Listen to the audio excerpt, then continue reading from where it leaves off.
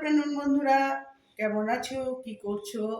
আজকে একটু লেট, আর ষষ্ঠী, তার সঙ্গে সঙ্গে জামাই ষষ্ঠী।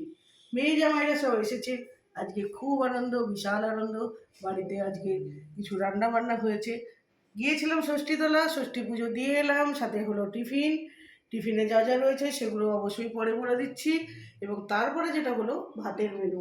তো ভাতের মেনু দেখো, গরম গরম ভাত, সাথে রয়েছে কাগজি লেবু, সাথে রয়েছে ভিন্ডি ভাজা, শাক, বেগুন ভাজা, তার সঙ্গে সঙ্গে রয়েছে আলু ভাজা, তার সঙ্গে রয়েছে পটল ভাজা, হ্যাঁ মুগের ডাল, সাথে রয়েছে ফুলকপি আলুর তরকারি, পটল আলুর দম, রয়েছে চিকেন, রয়েছে তোমার চাটনি, ও সাথে রয়েছে ইলিশ মাছ, ইলিশ ভাপা।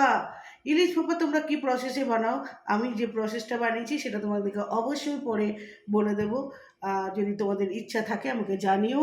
এবং তার সঙ্গে সঙ্গে আমের চাটনি সুন্দর করে, দই রয়েছে, এবং তার সাথে লাস্ট পাতে মিষ্টি ছাড়া হয় নাকি, মিষ্টিও রয়েছে। হ্যাঁ, সাথে অবশ্যই রয়েছে জল। তো আজকে জামাইরা সব খেতে খেতে বসবে, আমি একটাই সার্ভ করে দেখালাম।